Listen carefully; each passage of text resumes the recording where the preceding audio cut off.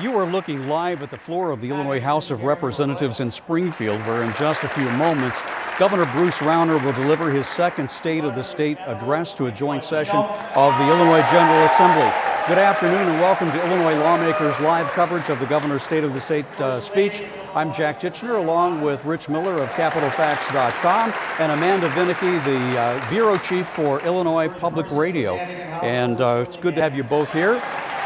You have both had an opportunity to have some previews of what the governor is expected to say. Rich, what do we expect here in the next hour? Well, there's going to be some restating of his principles and his goals. There's going to be an expansion of what he wants. But I think we're also going to hear some talk of reconciliation, some talk of let's try to everybody start pulling in the same direction. So I think the tone is going to be much different than it has been for the past week and a half or so, when the governor has just been going off on the Speaker of the House and Democratic legislators. Amanda, the rhetoric has been pretty hot and heavy the past couple of weeks. What it looks like we're going to be hearing is sort of a vision statement for transforming Illinois government in the 21st century. Right, so there's some elements that deal with improving Illinois' IT infrastructure, which he says there's software that hasn't been updated since Rauner was in high school, things like that. And he's not going to as much focus on the turnaround agenda. That's not going away, just seeking maybe some middle ground on the areas where they can find compromise. So, for example, perhaps maybe workers' compensation, something along those lines. As you noted, Jack, really the rhetoric has been, some would even call it over the top, and it has been the past couple of weeks, but even for the past 7-8 months. Remember, he had those commercials about House Speaker Michael Madigan. So will it go far enough? That's what we'll be watching to see. Is this going to be, hey, reaching out, actually finding some middle ground, or are they going to say, hey, we need a full-out apology if we're going to be able to trust you? And one of the highlights is expected to be an anticipated agreement between Governor Rauner and Senate President John Cullerton on the issue of pension reform. Yeah, I'm not sure yet when that's going to advance, however. I think there's some view among Senate Democrats that maybe we don't want to rush into this yet. And that has everything to do with what Amanda was just talking about, which is the trust issue. It is a huge issue now. There's been a lot of words have been said and words have been broken over the past year. And I think neither side really trusts the other. I think, though, that you're going to start seeing, like I was saying before, some more doable ideas. Perhaps looking to other states with Democratic Party traditions like Massachusetts for some ideas. And of course, the applause you're hearing right now is Governor Rauner and his party are in the House chambers now. He's advancing down to the Speaker's well, where he's going to announce his State of the State speech here in just a few moments. There was an attempt last week to try to unveil that pension agreement, but there was a little bit of a misstatement here or there. Well, the governor just got way ahead of himself, allowed, I think, his emotions to control the day, spent the time blasting Speaker Madigan and the labor unions, and completely mischaracterized the pension agreement. Cullerton saw that and went, that's not my deal, and then everything kind of fell apart. However, behind the scenes, both sides were saying at the time that, no, we do, as long as we stick to this, then we have a deal. And that's what makes everything so difficult, I think, for the governor. First of all, it's those statements that he makes publicly that are different than supposedly is going on behind closed doors. That makes it difficult, but also just it's hard for people to swallow these attempts at, hey, let's reach out, let's work together, when they feel as if at every turn instead happens the opposite. He backtracks. And in just a couple of moments, Governor Rauner will begin his State of the State address before a joint session of the Illinois General Assembly here in the House of Representatives. Please proceed. Thank you very much. President Cullerton, Speaker Madigan, Leader Radonio, Leader Durkin, Lieutenant Governor Sanguinetti, Attorney General Madigan, Secretary White, Comptroller Munger, Treasurer Frerichs, members of the General Assembly, thank you all for your service. To our distinguished guests, And to the media, thank you for attending today. To the members of our National Guard, our servicemen and women, and our veterans, thank you on behalf of a most grateful state.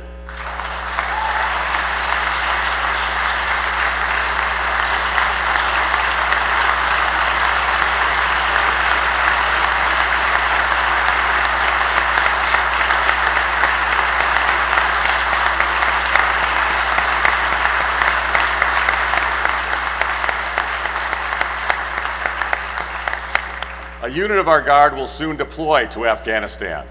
Let's keep them in our prayers. To our firefighters, first responders, corrections officers, and all those who keep us safe and protect us, thank you.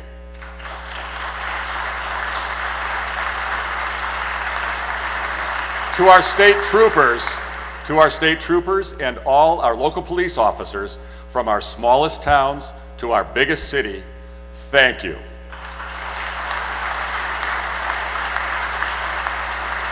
The Illinois State Police do so many wonderful things to build relationships between our police and our communities.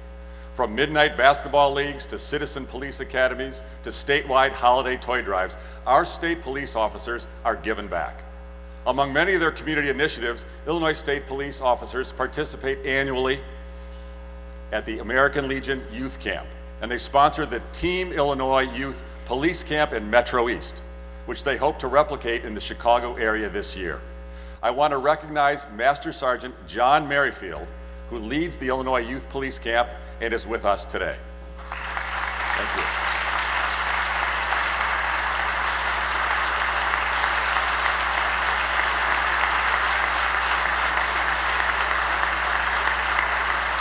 Thank you again. Thank you again to all our officers for your service and your sacrifice. We deeply appreciate you. This past year, we've seen major storms, deadly tornadoes, and recently record flooding. In every instance, our emergency management team has been there with timely assistance, working hand in hand with the impacted communities and local officials. I am constantly in awe of the way our communities come together in times of trouble.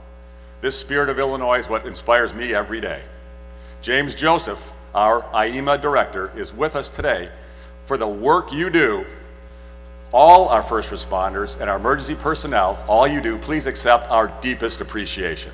Thank you.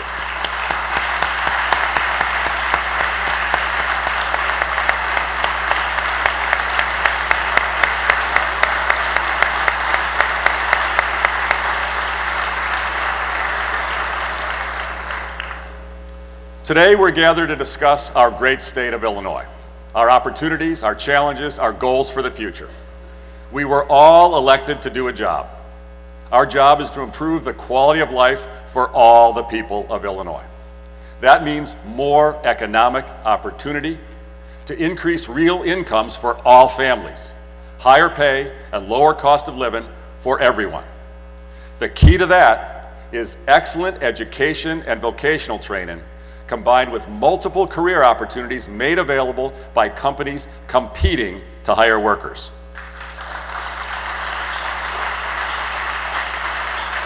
Illinois is a wonderful place.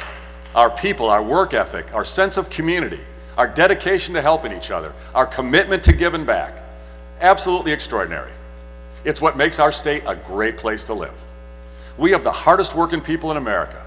We have the best strategic location of any state, the most fertile fields, best agriculture. We are the heart of transportation in America.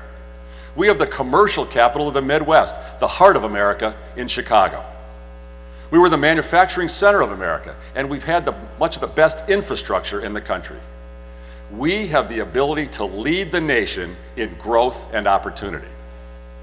And instead, jobs and people have been leaving our state. And we watch other states emerge from the Great Recession, while our employment and growth stagnates. We have fewer jobs today than we had at the turn of this century.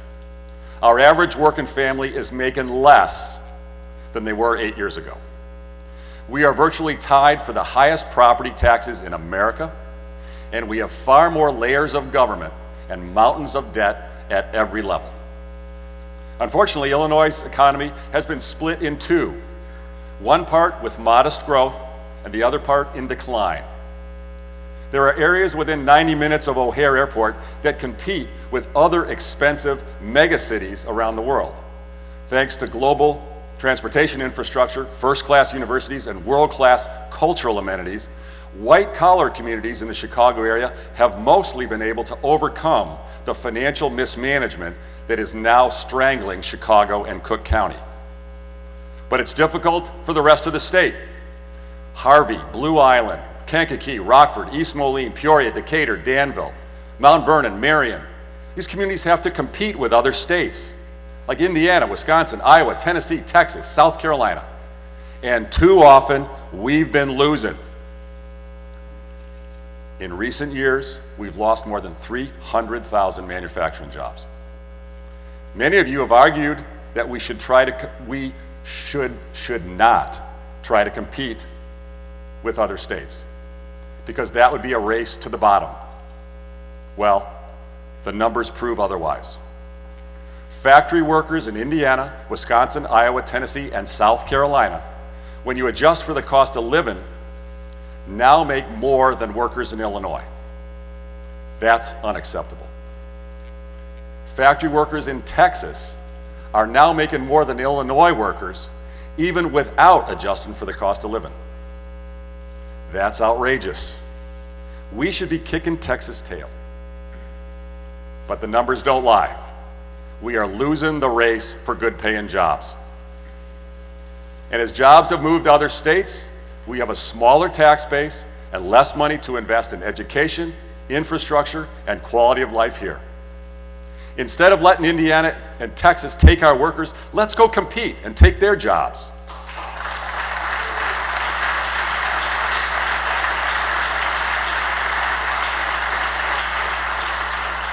Illinois' existing policies were meant to help working people and the middle class, but are now having just the opposite effect. To see more people employed at high pay, we need to stop crushing employers. To create good jobs, we need more job creators.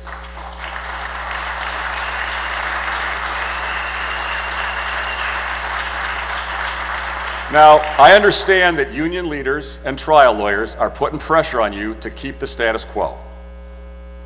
But if we don't offer a competitive environment for businesses, pretty soon the unions won't have any more jobs to unionize, and the trial lawyers won't have any more businesses to sue.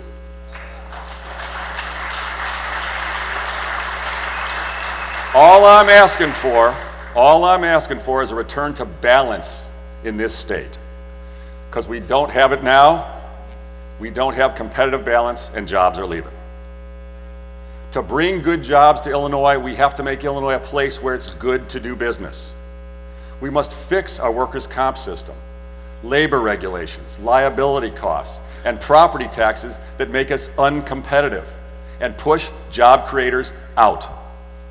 The cost of workers' comp is the biggest factor driving our job losses.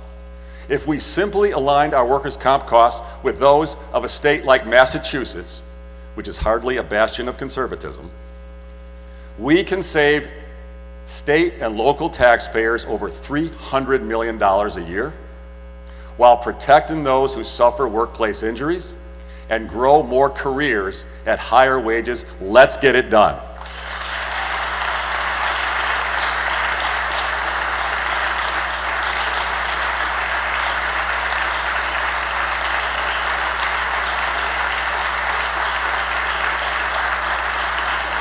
One of the most critical ways to lower our cost of living and compete for more good jobs is to reduce our property tax burden. We have the second highest property taxes in the country. They're crushing homeowners and small business owners from one end of the state to the other. In many cases, people are paying more in property taxes over the course of living in their home than the original purchase price. That's ridiculous. The government should not be making more off a home than its owner.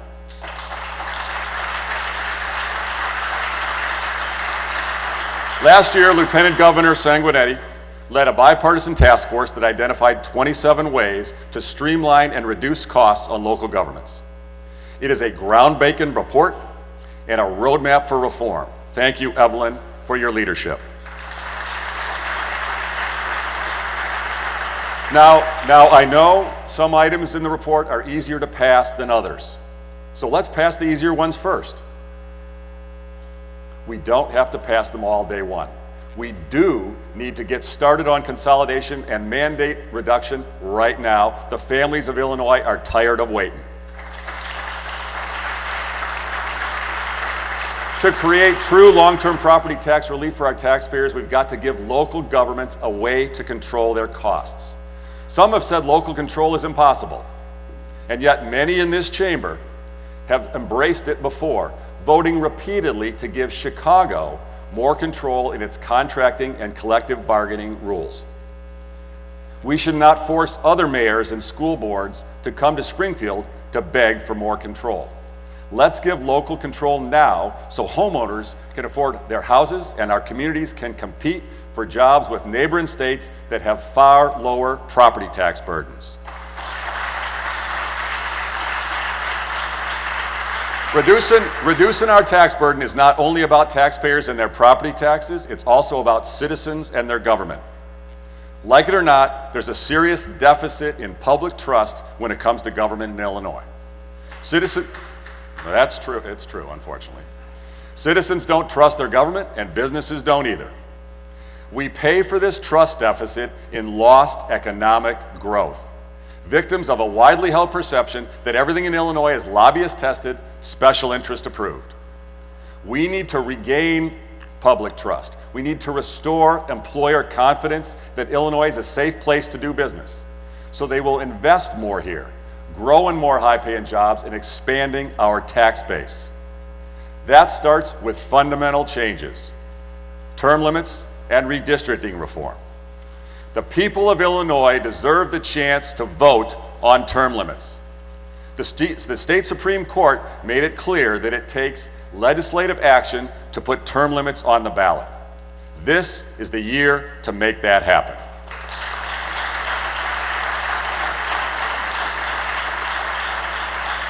I was told last year that the legislature only takes up constitutional issues in years when we hold statewide elections. Well, I look forward to a vote on term limits this session.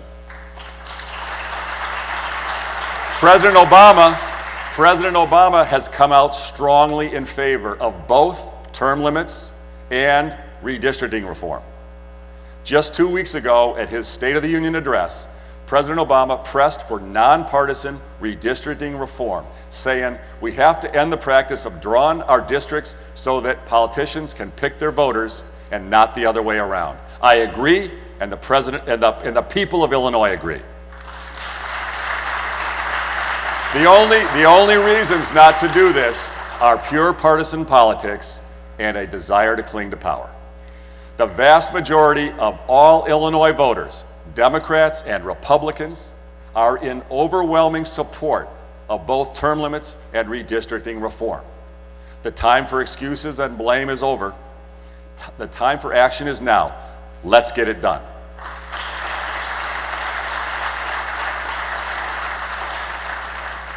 Change is hard. Reform is difficult. But we can't just raise taxes again. We know that doesn't work. While the 2011 tax hike was in place, our credit rating was downgraded 5 times. We barely made a dent in our bill backlog. State support for schools was cut. Our unfunded pension liabilities went up $28 billion, and our economic growth fell to half the national average. Raising taxes without improving our ability to compete will not help the people of Illinois, and in fact, it will make things worse.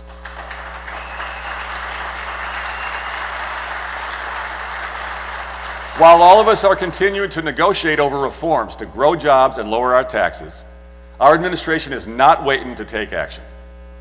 We are moving ahead to make government more effective and provide our taxpayers with major long-term savings. Let's review some of our actions. Over the past year, we eliminated more than $500 million in state spending through department action and began the process of getting out from under our 80 consent decrees. that have accumulated from decades of mismanagement. We reformed the EDGE program to eliminate special deals and now only provide credits for job creation. We banned the revolving door of state officials turning lobbyists to make money off the programs they designed.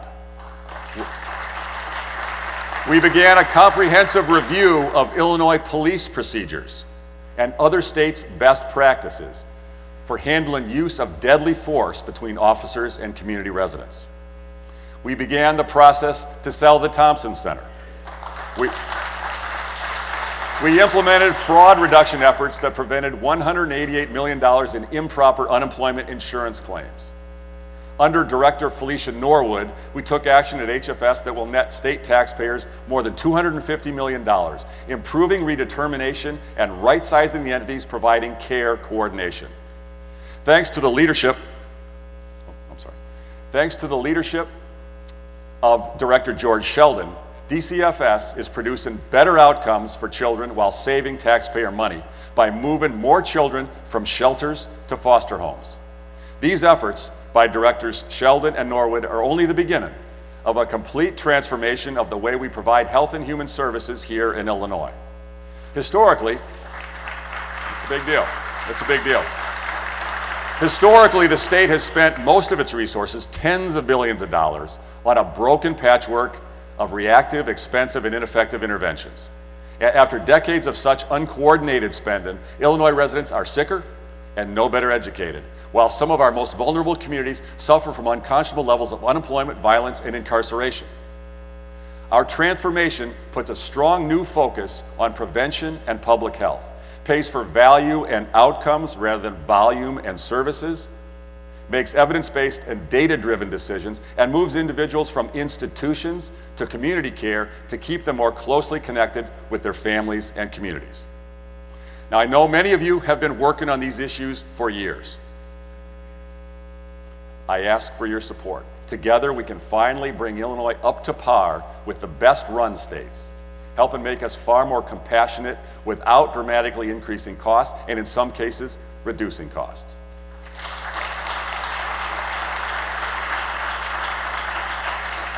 One of our biggest taxpayer protection initiatives is to take on the compensation costs of our state government. Most of our state employees are terrific, hardworking public servants. They deserve to be well paid and receive higher compensation in the future. But it should be based in part upon higher productivity and shared benefit in taxpayer savings rather than just seniority. Unfortunately, the compensation demands being made by AFSCME leaders are out of touch with reality. Adjusted for the cost of living, we already have the highest paid state employees in America. Undeterred and unashamed, AFSCME is demanding $3 billion more in overall compensation.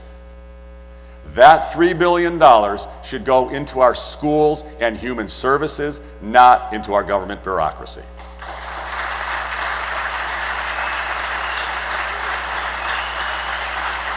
Our state employees are paid almost 30% more than Illinois taxpayers are in their own jobs for the same work. That is just not fair. And it's time we restore balance between taxpayers and state government.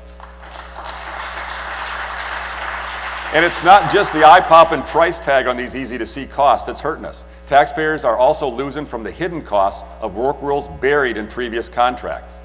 Because of these work rules, state government has seen AFSCME file grievances against volunteer campground hosts for educating visitors about a state park, against volunteers at a veterans home who answered calls in the reception area, against a supervisor who pitched in to eliminate a backlog of tax returns. That's not right. And unfair work rules have allowed state workers to manipulate overtime policies to boost their pay, costing taxpayers tens of millions of dollars. We've paid $22 million in overtime for the 15-minute roll call that occurs at the beginning of shifts.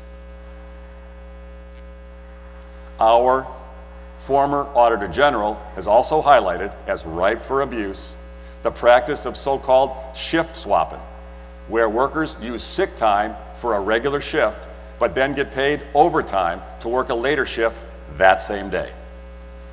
We need to install common sense into our union contracts.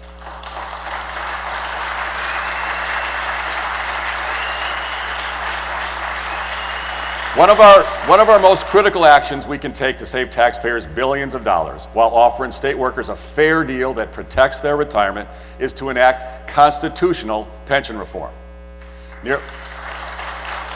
Nearly everyone in this chamber today understands the need for it. We have the worst unfunded pension liability in the nation, and because of that, nearly $1 in $4 we spend in this state budget goes towards making pension payments. Over the last 10 years, we've gone from contributing $1.4 billion a year, this year scheduled to pay $7.6 billion. Now, over the summer, our administration developed a pension plan that will provide more than $2 billion in relief to cities, counties, universities, and school districts, in addition to the state.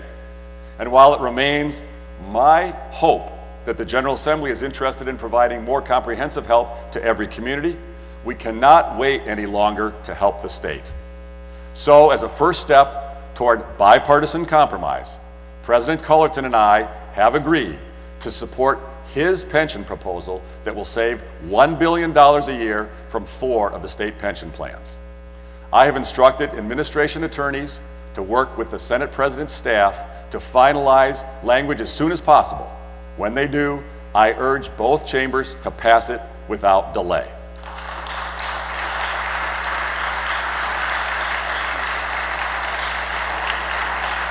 One of the biggest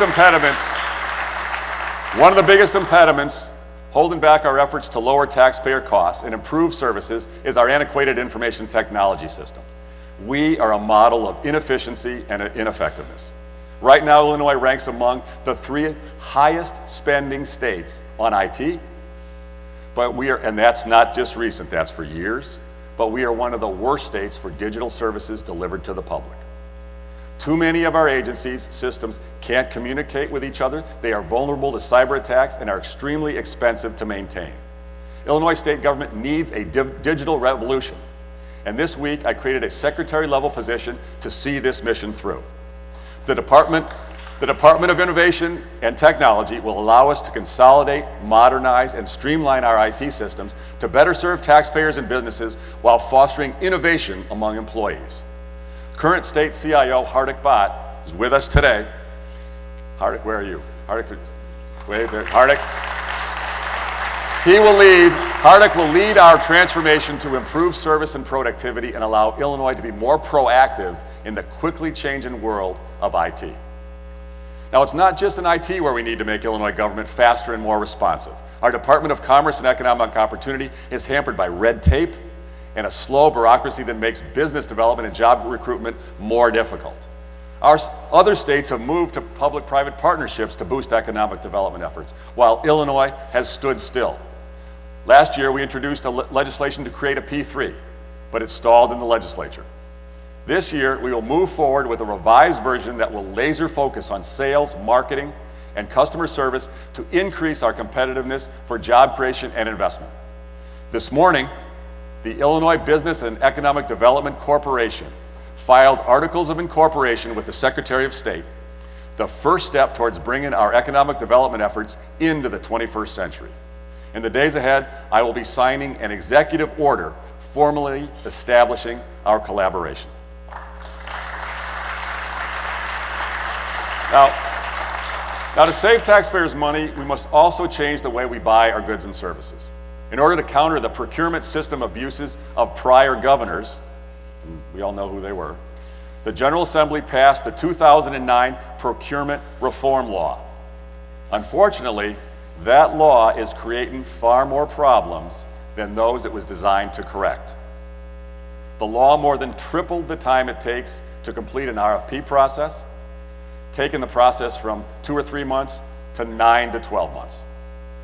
The solution, the real solution, is comprehensive procurement reform, both legislative and administrative, that maintains necessary ethics and transparency safeguards, streamlines bureaucracy, offers greater flexibility to agencies, and follows best practices from other states. Done properly, we believe this can save Illinois taxpayers more than $500 million a year. We look forward to working with this legislature to get that done. Now let's talk about one of the most significant transformations underway in our administration. Last year, we created a bipartisan commission led by our Director of Public Safety, Roger Heaton, to propose reforms to our criminal justice system. The commission earlier this month recommended 14 reforms that can help us achieve our goal of safely reducing the state's prison population by 25% by 2025. They recommended we enhance rehabilitation programming in our corrections system and implement risk, needs assessments, and evidence-based programs that target underlying issues that contribute to criminal behavior, particularly cognitive behavioral therapy and substance abuse treatment. These and other reforms will lead to fewer victims of crimes, a better pathway back for ex-offenders, and safer communities for all. State Senators Michael Connolly, Karen McConaughey, Michael Nolan, and Kwame Raoul, and Representatives John Cabello, Scott Drury, L.G. Sims, and Brian Stewart served on the Criminal Justice Reform Commission. Thank you all for your hard work on this critical issue. With your help, let's pass your recommendations into law this year. Finally, let's talk about the single most important thing we do together as a community, and that is educate our young people. I know each of you in this chamber share my passion to make Illinois schools the best in the nation. I'm excited to work together to make that a reality. We in Illinois are blessed with wonderful teachers. I want to thank the thousands of educators across our state for the excellent work they do each and every day for our sons and daughters.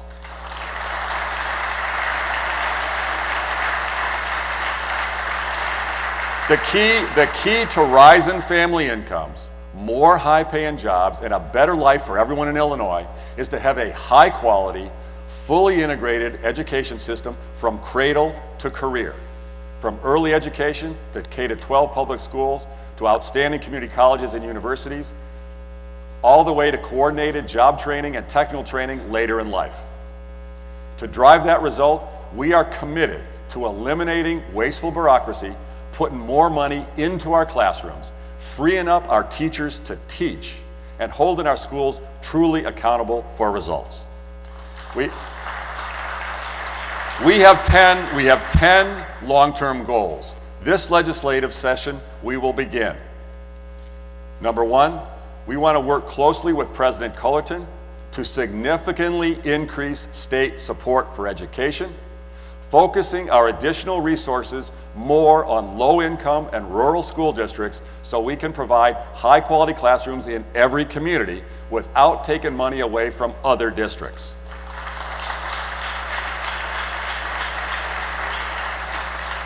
Second, we've got to provide proper funding for early childhood education while setting rigorous benchmarks for program performance so we can continue to be national leaders in this important work. Third, we need to give school districts more flexibility when it comes to bargaining, contracting, and bidding to save taxpayers money while enabling districts to pay higher teacher salaries. Fourth, let's empower our universities and community colleges to reduce their administrative costs, their work rules, pension liabilities, unfunded mandates, and then offer additional financial support to those schools that show real progress in putting more resources in the classroom where it belongs. Let's support more partnerships between high schools, community colleges, and local employers so that our young people who are not going to university can receive the training to step into good paying careers beginning in their teenage years. Sixth priority is to develop a comprehensive, consistent, objective student growth measure, not necessarily based in the PARCC system, so we can track our students' progress in each grade towards college or career, holding our schools accountable for results while eliminating unnecessary testing and bureaucratic mandates. Let's support programs that create more quality school choice options for low-income children stuck in failing schools. Let's create new quality schools of choice for our disconnected youth as a way to get them back in school. Let's consolidate. We can consolidate the majority of our councils and task forces under the P20 and early learning councils in order to decrease the bureaucracy, increase high-quality outcomes for our learners, and improve the coordination of these working groups. And finally, number 10, this year we'd like to create a cabinet on children and youth so we can better align our health and human services with our cradle-to-career education initiatives in order to provide higher quality, fully integrated services for our young people. Well, this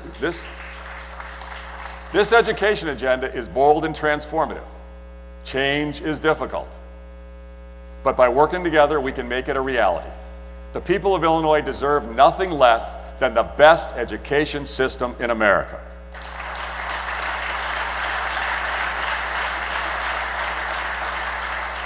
Now, we all know, all of us in this chamber had a difficult year together in 2015 as we debated a budget with structural reform.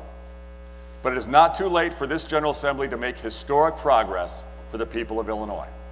We came together to solve a budget crisis early in 2015. We came together to improve our unemployment insurance system, benefiting employers and workers alike. We came together to pass historic criminal justice reforms and much-needed police reforms.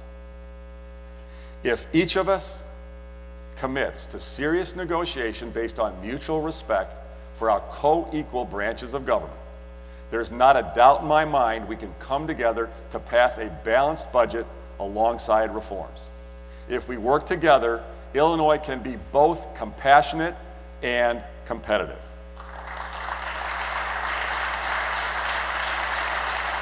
I'm convinced there is a way we can build the economic growth of states like Texas with the heart and compassion of states like Massachusetts. In fact, in deep blue Massachusetts, Democrats passed collective bargaining reform for local governments to save their taxpayers hundreds of millions of dollars.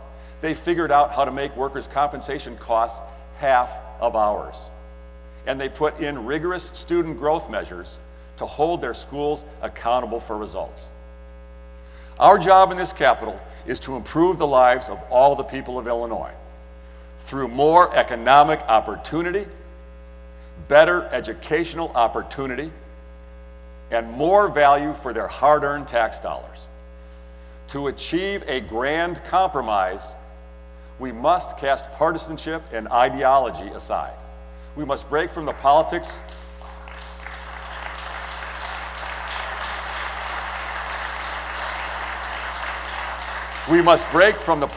of the past and do what is right for the long-term future of the state. I'm ready. And it's my genuine hope that you are too. Let's continue this journey together. Illinois can't wait any longer. Thank you all. God bless you. God bless the United States of America, and God bless our great state of Illinois. Thank you. Governor Bruce Rauner delivering his second annual State of the State message to a joint session of the Illinois General Assembly. Jack Titchener along with Amanda Vinnicky of Illinois Public Radio and Rich Miller of CapitalFacts.com. The governor says there's still time to reach a grand bargain on all the problems that are affecting the state of Illinois. He's reaching out across the aisle to the Democrats, and it appears that he has embraced some ideas on the Democratic side of the aisle. Yeah, but the problem here is going to be, will his deeds match his words? Those are really good words today. They're a stark change from other things that he's been saying and doing this month. So going forward, he has to show that his deeds will match those lofty, decent words. Well, and is it enough even? I mean, he did have a pension compromise with Senate President John Cullerton, but I was watching the applause there, even from members of the Senate Democratic Caucus, was not overly heavy. Nobody stood up and said, yay, we're gung-ho for this. He said at the end there that it's been a difficult year in 2015, and I think a lot of people would call that a massive understatement. So yes, the governor did attempt. He referenced Massachusetts clearly a liberal state. Hey, they've done it. Let's look after them. He is for sure reaching out in that regard.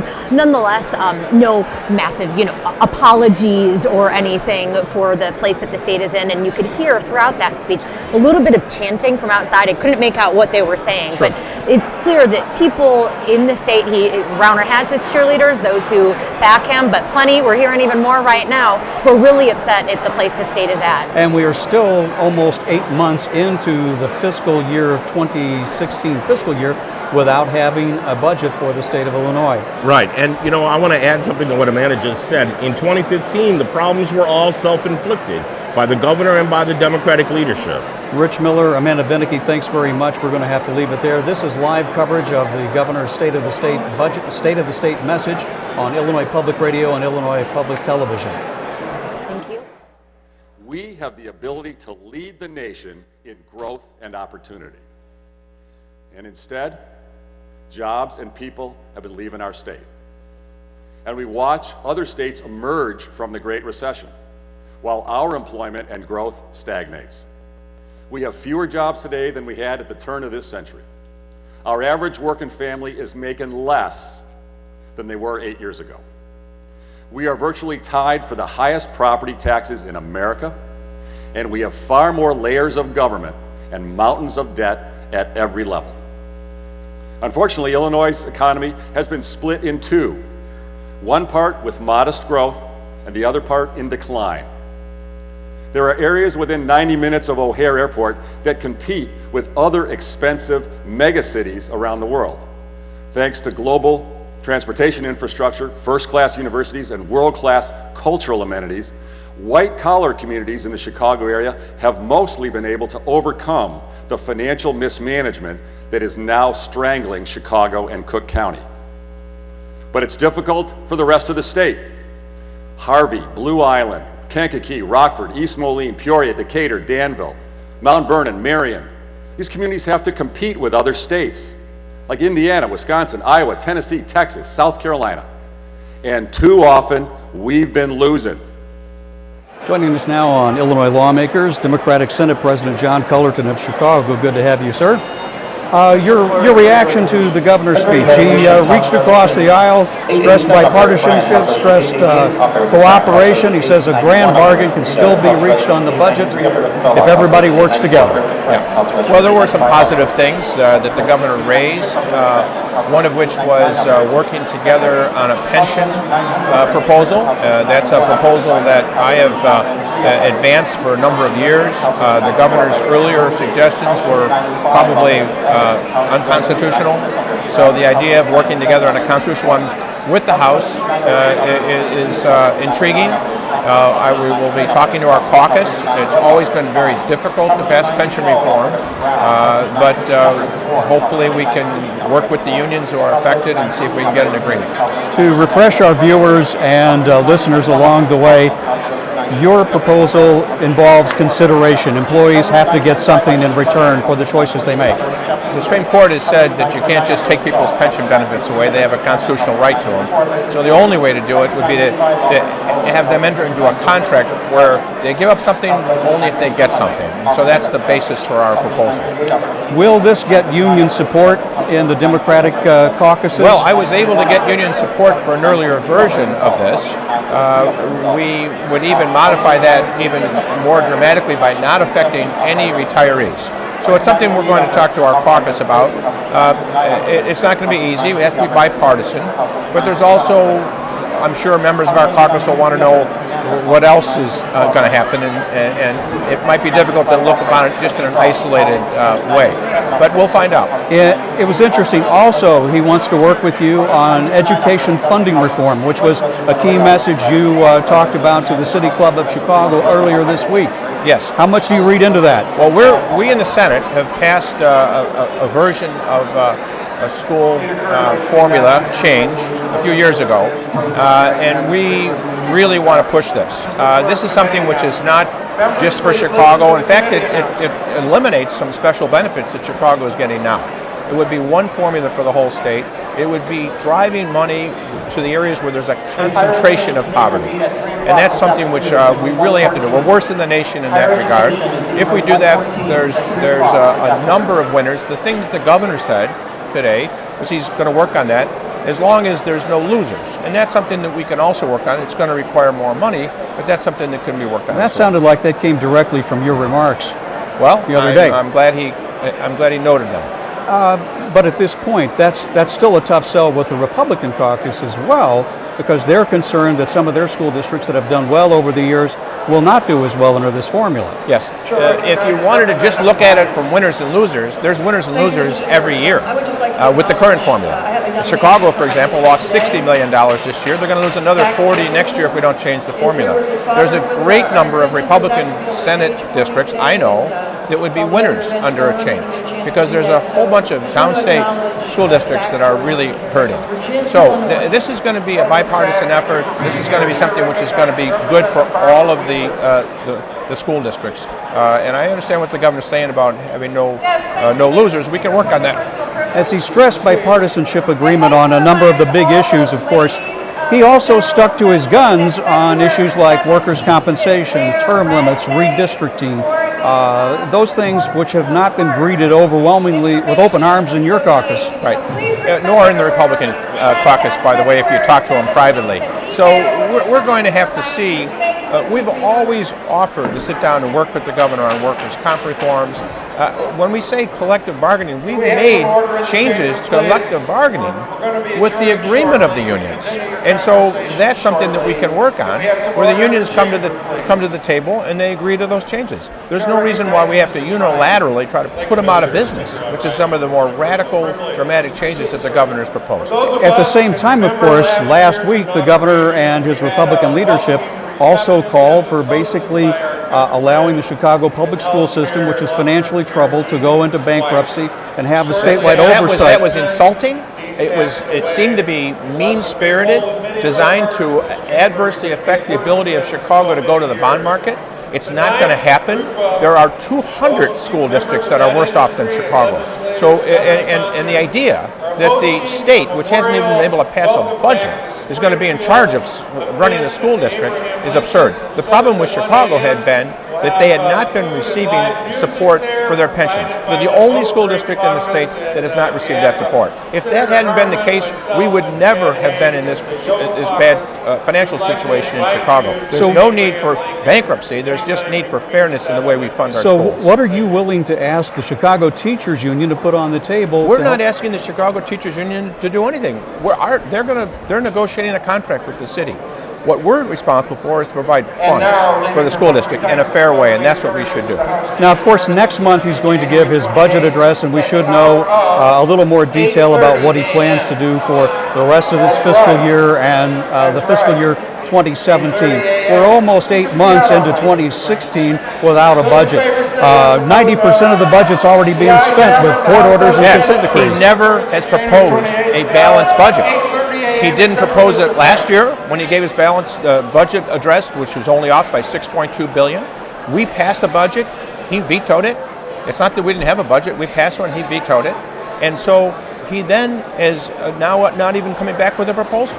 So for this year, much less next year. So here we are, though. You've got Chicago State University, may not be able to make payroll come March 1st. You have Western and Eastern Illinois universities talking about potentially laying off faculty, staff. All because he vetoed the budget. All because he's not willing to sit down and talk about the gap between the expenditures and the income.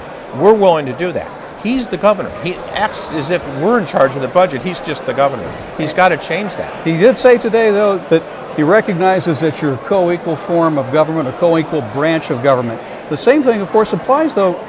We just had Lutheran Social Services of Illinois lay off, 750 people? Not because we didn't pass a budget to appropriate them money. He's the one that vetoed it and hasn't come back with a proposal for a balanced budget. We have a co-equal branch.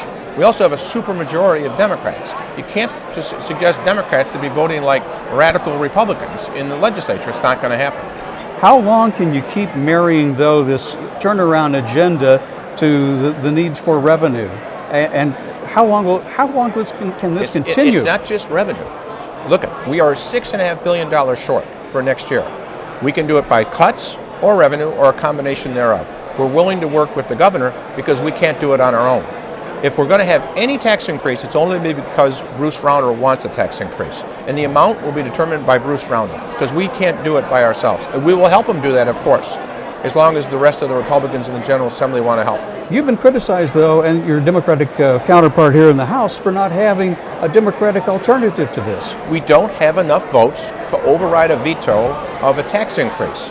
Therefore, we know that. That's why we haven't proposed one. We're waiting to see what Governor Rauner wants to propose. He's got a $6.5 billion deficit for next year, a $5.5 billion deficit for this year, which has not been closed. He hasn't given us any proposals. Did he effectively dial back some of the rhetoric today to get everyone back to the table and have constructive dialogue? I don't know about the budget. I heard a bunch of statistics that I think we're going to have to be fact-checking for a long time. And the ideas about working on school reform and pensions is great, but we have to pass a budget. And I think we have to hear a little bit more about what his proposal is on what he wants to do with this budget, how he wants to close the gap.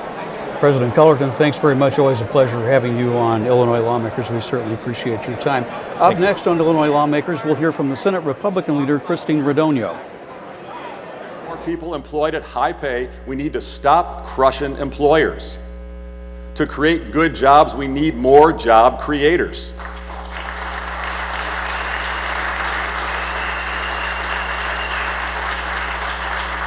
Now, I understand that union leaders and trial lawyers are putting pressure on you to keep the status quo.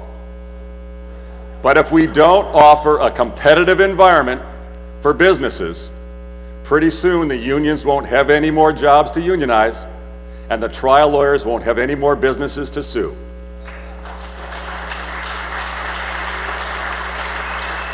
All I'm asking for is a return to balance in this state. Because we don't have it now, we don't have competitive balance, and jobs are leaving. To bring good jobs to Illinois, we have to make Illinois a place where it's good to do business. We must fix our workers' comp system, labor regulations, liability costs, and property taxes that make us uncompetitive, and push job creators out. Republican reaction now to the governor's State of the State message from Senate Republican leader Christine Radogno of Lamont. Good to have you on the program again. Well, thanks for having me. The tone of this speech was quite a bit different than the partisan rhetoric we've heard around the Capitol and the city of Chicago the last few days. Your thoughts and your takeaway from today? Well, I absolutely agree with that. I think there was very definitely a conciliatory tone, an attempt to offer some real concrete proposals and a focus on things that I think we generally agree we need to move forward on. Things like pension reform, like school funding, certainly this information technology project. There is a lot of common ground here, and this criminal justice reform too is another important one. I think that procurement reform, some aspects of the education reform. He talked very. I was mentioning this to the Senate president just before you came on. Some of the language that he used talking about education reform sounded almost to mirror what the Senate president told the City Club earlier in the week. Yeah, well, I think there's no disagreement that we need to revisit the formula. We need to make it as fair as possible, but it's an extraordinarily complex formula, and so it needs to be done carefully. I certainly am willing to invest the time and energy, as are our members, but it needs to be a collaborative process, and I believe it needs to be led by the governor. The earlier versions of that were distinctly bipartisan products. A member of your own Senate leadership team, Dave Lechtefeld, who has a long track record with K-12 education of his own, was a part of that. But concerns arose about how this might take money away from suburban schools. And some of the Republicans backed away from it. Sure. Well, one of the original bills introduced by the Senate Democrats not only took money away, but took vast amounts away. So you can't have a situation where in helping one group, you cut the knees off another. I definitely think there's room to do a better, more equitable job But again, it's a team effort, and we need to be careful about unintended consequences. It needs to be done carefully. There was no inflammatory, very little in the way of incendiary language today, Right. but it was very clear the governor is not backing away from the key elements of what he considers his turnaround agenda to be, namely workers' compensation reform, term limits, redistricting, a number of things along those lines. A lot of those are non-starters with the Democratic caucuses here in the Capitol. Well, which is very unfortunate, because I think the governor and many members of my caucus and the general public truly believe that Illinois is off on the wrong track. And some of those items, term limits, the redistricting, are the very kinds of things that will prevent us in the future from getting locked into a system that benefits, while a substantial number, certainly not the majority of the folks in Illinois. As you look at the turnaround agenda, that's been the main thing that the governor said, I have to have that before I consider any raising taxes. And in the meantime, we just saw Lutheran Social Services drastically cut programming and personnel last week. We also hear the same may happen with Catholic Charities. A lot of the smaller social safety net agencies that people depend on are gone and possibly never coming back. Is the cost of pushing this agenda worth it in the long run? Well, I believe it is, because the fact of the matter is we were on a path to many of those agencies having to make cutbacks and close anyway. And if we simply capitulate to what the Democrats want, and that is no change in the status quo, just raise taxes to fund it, we'll be right back where we were. And I want to point out too, with many of the very small agencies that have closed, many of those services have been absorbed by stronger and healthier agencies. That can't go on forever, and that's a consideration, and I would truly urge our Democratic friends to engage in a discussion to get that funding going again. What about higher education? As we've been watching in recent weeks, Chicago State University says it may not be able to make payroll come March 1st. Other universities are talking about laying off faculty, all sorts of things that are very difficult in this situation. 125,000 students don't have MAP grants to continue their education. Well, most of these state universities and most of the community colleges are in fact honoring MAP grants through the next semester, so we do have a bit of time there. I think there's a general consensus that within higher ed there are many, many savings and efficiencies that could be had, and you see some of that going on now that they know those appropriations have slowed down.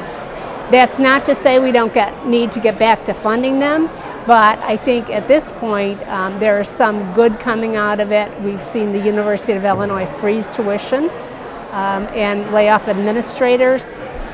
There's a discussion in the House as we talk today about introducing legislation. I'm going to talk to Leader Durkin about this in a little bit, but they're talking about giving the governor some financial latitude within the budget that he has control over to bring university funding back up to 80% of what it was previously, along with funding those MAP grants. Do you think that is going to get anywhere here? Well, I think that that's a good concept, and I think that given the inability to have a budget, the governor needs some flexibility to manage state government. However, I believe that some of the university funding is tied to the concept that the Democrats would give him some more ability to manage state government, and that is critical. One area where many of the universities would probably find some relief in what the governor said has to do with procurement reform, which is a major cost to them. Right, and that is certainly another area that if we could pass that, some of the cuts that are being proposed would be far less impactful. And that's something, again, I think there will be bipartisan support for. We kind of went, shall I say, overboard, partly in response to the Blagojevich era. We now need to reintroduce some common sense into that. One idea that's not going anywhere, if you heard Senator Cullerton a little bit earlier, is a takeover of the Chicago public school system by the state of Illinois, allowing it to go into some form of receivership and restructuring. Well, number one, I'm sorry to hear him say that he's not willing to look at that as an option. But we already have a law in Illinois that allows the State Board of Education to appoint an authority It's not the state, it's an authority that runs the school board to get them back to financial health. It has been successful in some cases, so I'm sorry he's unwilling to consider that. The bankruptcy portion, I don't know if that's been introduced yet, but that would certainly be a very last resort. But we need to take a look at alternatives. There is agreement, it appears, finally on the question of pension reform. It looks like everyone today is on the same page. They're still working things out. Will this get Republican support if it moves forward with the blessing of the governor and the Senate? Well, certainly it's a much more modest proposal, but I think that's what the courts have told us is what we can expect. We certainly look forward to working with the Senate President to support something that hopefully can pass constitutional muster and save the state $1 billion a year. It looks like in the long run, whatever comes about in the next few weeks here, the governor, of course, said with respect to the idea of getting a budget agreement, he said it's still possible. Historic budget agreement could be reached here in the next few weeks, but they're still far apart in terms of spending plans, where cuts come, where revenue comes into play. Well, you're right about that. We haven't really even talked about the cuts that will need to be made. We're talking about more fundamental changes. That will be a very difficult discussion when we have it. Senator Radogno, thanks very much for your time. We certainly appreciate your time on Illinois Lawmakers. Thank you. Up next on the program, a conversation with Illinois House Speaker Mike Madigan. Citizens don't trust their government, and businesses don't either. We pay for this trust deficit in lost economic growth, victims of a widely held perception that everything in Illinois is lobbyist tested, special interest approved. We need to regain public trust. We need to restore employer confidence that Illinois is a safe place to do business, so they will invest more here, grow in more high-paying jobs, and expanding our tax base. That starts with fundamental changes, term limits, and redistricting reform. The people of Illinois deserve the chance to vote on term limits. The state Supreme Court made it clear that it takes legislative action to put term limits on the ballot. This is the year to make that happen. We're now joined on Illinois Lawmakers by Democratic House Speaker Michael Madigan of Chicago. Good to have you on the program, sir. Good to be with you. Today was an interesting exercise in rhetoric, considering some of the brickbats that have been hurled here in the past few weeks between the governor's office and your office. This was a more cordial, more statesmanlike speech. Your takeaway? Well, I listened to this speech with great interest. I found it particularly interesting where the governor was claiming successes because there was cooperation. And there's 4 areas where I strongly agree with his view that there were accomplishments because there was a cooperation across the board. As an example, the governor claimed a record high level of support for elementary and secondary education. That did happen. The governor talked in terms of the correction to the FY15 budget. That did happen. He talked in terms of landmark public safety legislation. That did happen. He talked in terms of changes to the unemployment insurance system. That happened also. My point would be that in these 4 areas where the Illinois government was able to show real good accomplishments, at no time during the consideration of those 4 areas did the governor attempt to advance his program to bring down the wages and the standard of living of middle-class families and to send injured workers to welfare and to the emergency room. So a key element in the success in these programs was the absence of the current advocacy of the governor's program, which will bring down wages and the standard of living for middle-class families and send injured workers to welfare and to the emergency room. He did, under no circumstances today, back away from the turnaround agenda, which is workers' compensation reform, legislative redistricting reform, term limits for lawmakers and leaders, and those are still on the table, and those are must-haves for him. And the governor has been consistent in that regard, but that ignores the number 1 problem facing the state of Illinois, which is the current deficit, along with structural deficits carried forward over many years, the loans that the governor took on interfund borrowing, which have to be repaid at the end of this fiscal year, they amount to over $400 million. So that when anybody who studies Illinois government complains about the status, the condition of the government of the state of Illinois, what they're really talking about is the fiscal condition of the state. And I've said consistently, that's the number one problem facing the government of the state of Illinois. I think we ought to address that problem. We have done 3 budget makings since the governor came into office. 3 times we sat with the governor on a professional and a cordial basis, came to an agreement on budget making bills. At no time did the governor attempt to advance changes in wages and standard of living for middle class families or sending injured workers to welfare or to the emergency room. The evidence is on the table. The evidence is very clear. We can come to a resolution of our problems if we're reasonable in terms of identifying what the real critical problems are, proceeding to solve those problems. They relate to Illinois budget making. The governor would say we should cut spending. We agree. The legislature passed Senate Bill 788, which would have cut the Medicaid program by $400 million. I've said consistently, in order to solve the budget problem of the state of Illinois, we need to do 2 things. Number 1, cut the spending. Number 2, raise taxes on the wealthy Illinoisans. There was a comment earlier in one of your speeches where you had talked about possibly raising the income tax as a starting point of discussion, back another point, or going back to 5%. In your view, what is the appropriate amount?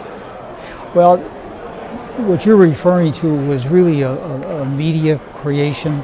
I've said consistently that we need to cut spending and balance the budget, and in terms of new revenue, I'm prepared to negotiate with the governor. But I will say that in terms of new revenue, I firmly believe that we should raise taxes on the wealthy.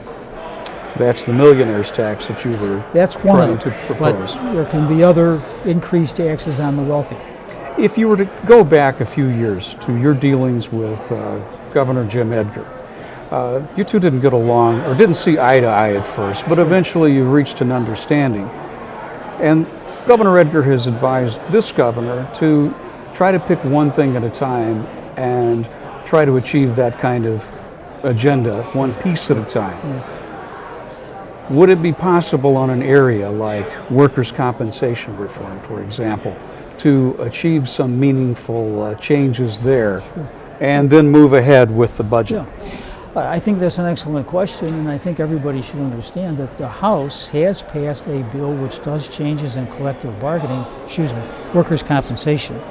Workers' compensation, along with a section of the bill which would provide for rate regulation on the insurance companies that sell workers' compensation in Illinois. There are clear studies, generally acknowledged and accepted, that the cost of workers' compensation in Illinois has come down since 2011, but the rates charged by the insurance companies have not come down. If we would follow the example of a majority of the states in America, we would subject rate regulation on these insurance companies that sell workers' compensation. How do you enforce that? You pass a bill and the governor signs the bill and you go to a rate regulation system, which other states do. What about causation? Causation is an example of why we can't come together. It's an example where the governor wants members of the legislature to abandon core beliefs in terms of treatment of fellow Illinoisans. Causation says that if you've used your body for, say, 30 years to earn a living, you're close to age 60, you've suffered a debilitating injury, you won't be able to go back to that job, the benefit level is going to come down dramatically. But doesn't it also allow you to blow out your knee playing touch football over the weekend and come back on Monday morning and claim workers' comp? That's fraud. There ought not to be fraud in the system.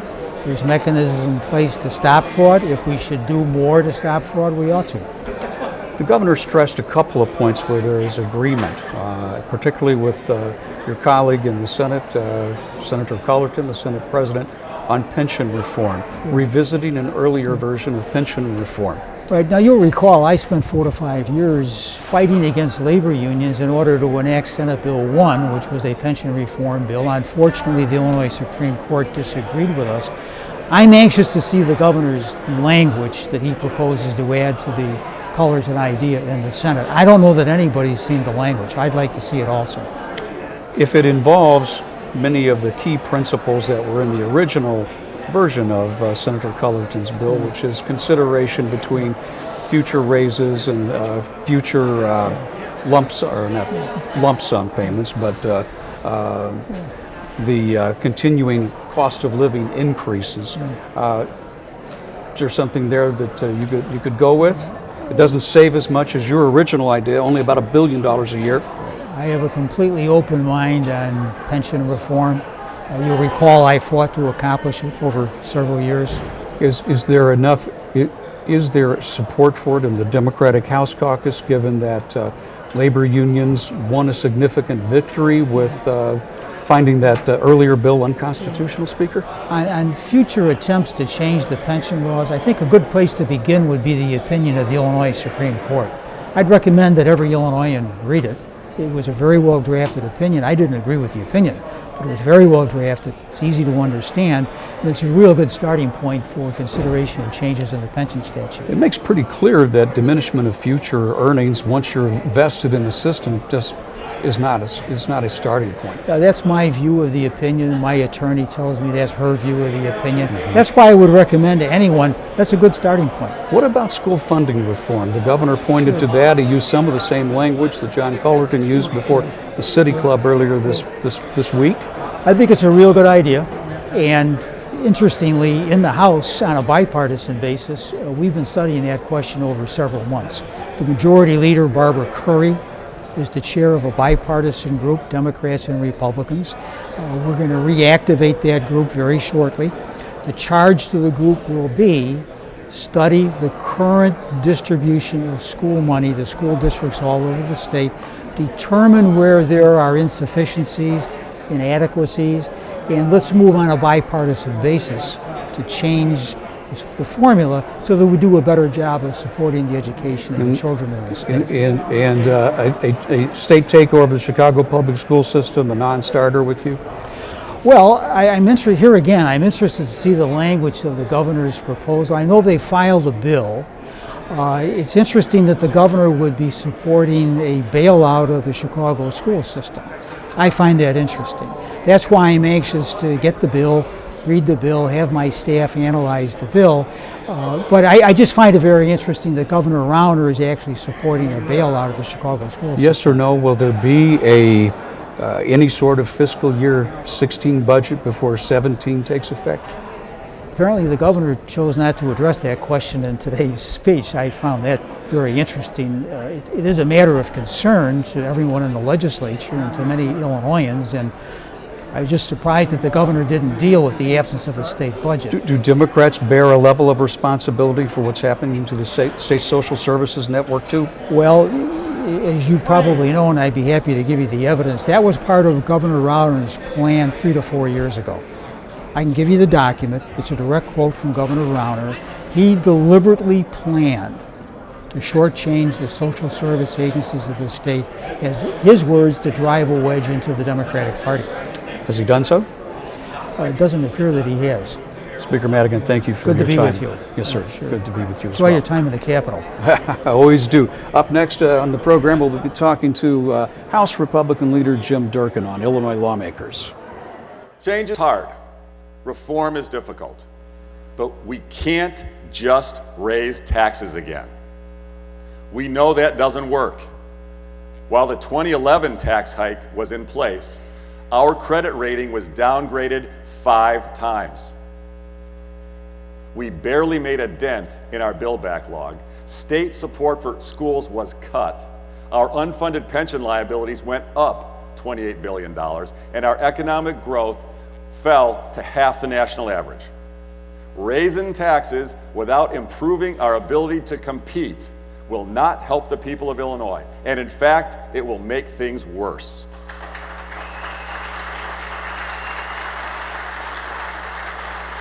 While all of us are continuing to negotiate over reforms to grow jobs and lower our taxes, our administration is not waiting to take action. We are moving ahead to make government more effective and provide our taxpayers with major long-term savings. Let's review some of our... Continuing reaction from legislative leaders here in Springfield on Illinois lawmakers on Illinois Public Television and Illinois Public Radio. House Republican leader Jim Durkin of Western Springs almost elevated you to the august chamber there. Sorry about that. No, I'm not sure if I want any part of that. I like where I'm at. Today, as we've been talking over the last few minutes, the governor had, I think most would agree, a very statesman-like speech, a vision statement for transforming Illinois government in a lot of different areas, from education to spending reform, you name it, his vision for a transformative vision for the state of Illinois. I agree, and I think that if anybody questioned the governor's resolve about fixing Illinois and doing everything he can and working with the legislature, I think that they found out today. I thought it was a very powerful speech. He talked about the areas where there may be some disagreement, but some areas that we should agree on, and I compliment him for taking up the tough issues about pension reform, embracing the Senate Senate President's plan for pension reform. I congratulate the governor for also embracing Senator Cullerton, the President of the Senate, his plan for changing the way education is funded in Illinois, with a greater emphasis on improving low poverty, the poverty districts, and also the rural districts, and how they are fit into the current funding formula. Not easy subjects, and a lot of Republicans don't like to talk about that.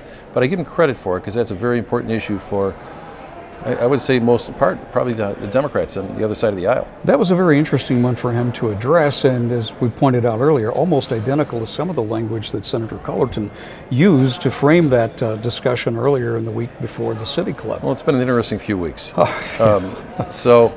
I think, you know what, we took a few weeks off. Let's get back to work. But I think that, we've had a long summer. I can tell you that personally, but I think that there now is a time for us to come together and work on many of the issues which the governor stated, that I know that there is a consensus, at least in us, to find some type of resolve. I've made a commitment to both the Speaker and the President and the Senate in our meetings that I will work in good faith with them to change the way in which we fund education in Illinois. It's a very daunting task, something that has been kicked around for over 20 years. But we now have a governor who says, I'm ready to take action, I'm ready to work on it. A key to the success of any of that would be finding a way that this formula can be changed without harming an individual district. Well, that is a challenge. And so it has to be, I would imagine that if there's going to be a broader discussion of how it fits into our budget, it may have to be that type of action, because there probably is a revenue component to it. So you want to hold harmless schools, but you also want to lift up the schools that have challenges, ones that just don't have the revenue coming in based on their very weak tax base, and also inequalities under the formula. And it's kind of hard to go back, if you remember the history of this, going back to Senate Bill and House Bill 750, where you're talking about doing an income tax increase in exchange for property tax relief, because of the way that these issues have moved since then. Well, that was my second term in the legislature, and I remember the debate, and I remember that the bill didn't get a timely hearing in the Senate. But at that time, we felt that it was that the trade-off was not sufficient for a suburban legislator, for the whatever tax property tax rebate they would see would not be matched up with what they'd be paying in the income tax. At that time, times were different. Our budget was in a little better position. Things have changed considerably since then. So, but I can say that what's important is that I think most members of the legislature say it's time to fix this problem. And speaking of problems, of course, we're almost 8 months into the fiscal year of 2016. We still don't have a budget for, let's say, the remaining 10% of the state government that's currently going out the door as far as funding for schools and things like that. Higher education still looking for its FY16 appropriation. MAP funding is still not being paid to the students who are 125,000 students who are attending Illinois colleges, low-income students. Then there's the whole issue of the social safety net. We've talked about how Lutheran Services cut dramatically, nearly 50% of their staff. Nearly 5,000 people won't be getting their services. Catholic Charities has issues. They're owed $16 million, and the list goes on. Is it worth it for the kinds of goals that the governor's been, he didn't back away from the turnaround agenda, term limits, redistricting. Is it worth it to have that kind of suffering inflicted on people of both parties? Well, let me just start and say that if the Democrats wanted strictly a tax increase, revenue, they have the ability to do it and to override the governor based on their supermajorities in both chambers. But I think that there's a smarter and there's a better way of going about this, and that is through a collaborative effort of both chambers and also with the governor to fix the FY16 impasse. I don't want to sound like an broken record, but it's real simple. Give me a roadmap. I'll give you a roadmap real simple. It's nothing different that we've heard over the past 6 months. The governor has indicated that he's willing to entertain revenue, a tax increase, something which our Democrat counterparts say that should be the solution with some cuts. But the fact is, the bigger issue and the bigger way that they are seeking to resolve the budget is going to be through a tax increase on Illinoisans with no strings attached. That is what we did 4.5 years ago. I'm not prepared to sell that to my colleagues, but the fact is, we can do it by working with the governor, and this is what you do in negotiation. Everybody gives a little bit. The governor has gone so far out as a Republican his first term to say that, look, I'm willing to accommodate you on your major priority, that's revenue. Where are you coming to accommodate me and the Republicans on what he believes is important for Illinois? Those are part of his reforms. He's backed away from the open shop idea around the state of Illinois, but nothing else much really, as far as what's in that turnaround agenda that Speaker Madigan calls anti-middle class, because what it would do to working I don't think people. the middle class has been treated too well over the past 20 years, and I could spend another few hours talking about that. But I don't subscribe to that attitude. I think that when we fix Illinois, we can help. The governor made it very clear that the wages of blue-collar workers in Illinois are being outgunned in every other state in the Midwest. We need to change the environment in Illinois because we want to help workers raise their wages, give them a better quality of life. We have to do it not by just saying that we're going to pass a tax increase and make some ceremonial cuts and say that we're going to go home and we're going to fix the FY16 budget. It just doesn't work, and I'm not going to sell it to my caucus either. Back to higher education for a moment. You're introducing legislation that would allow the governor some flexibility to move funds around within areas of the budget that are already being spent. And contingent upon that, Representative Kaye, Representative Hayes, I believe Representative Brady are talking about a bill that would fund higher education at least 80% for 2016 of what it was for 2015. That's correct. In all my years down here, one of the criticisms that the Democrat majority has had over Republicans when we challenge them on budget issues is, where is your plan? So what we're doing is that we've offered our plan. The bill that is currently in committee, that's a Senate Bill 2043, I believe is deficient. It addresses only community colleges and MAP grants, but the fact is there's no money to pay for it. So what we are going to do is that we've offered an alternative, and that would be to, which I think is a good bill. We've worked with the college presidents, asking them, where is an acceptable area where you can operate under cuts-wise? So instead, with the monies they receive from state government. And we've come up with 20%, and that has been a percentage of cuts that the presidents have stated they can live with. We're also going to make some cuts to community colleges, but also allow for MAP grants to be funded up to the levels that the governor indicated earlier in the year, only on the condition that the governor is given flexibility to be able to fix this budget and to help pay for these programs. The same way when Governor Quinn took office shortly after Blagojevich was thrown out, Republicans like myself made a strong case that we're going to give this new governor, the ability to try to fix some problems under some very, very challenging times. We offered that in good faith. I believe that they should, in this bill, offer this governor good faith and be able to fix this. Kind of a new budget implementation kind of act. Correct, so exactly. to speak. That's the same concept that we're trying to work for. But where in a budget that you only have $32 billion in income coming in terms of tax receipts and revenues, and you have expenses somewhere around $37 to $38 billion in terms of obligations of that other 90% of the budget that's being spent, where do you have that kind of flexibility? We do in dedicated funds that are sitting in agencies, and also, we allow in this bill the governor to make some type of transfers out of certain funds, and to perhaps sweep some funds that have been dedicated, which we've done in the past. But we also would allow the governor to be able to tell certain agencies that we're going to cut your spending down a certain portion because the balance may go towards the budget. We want to give this governor flexibility, and I think that if we look at this, I think there's a way to reconcile our bill with what the Democrats are proposing in Senate Bill 2043.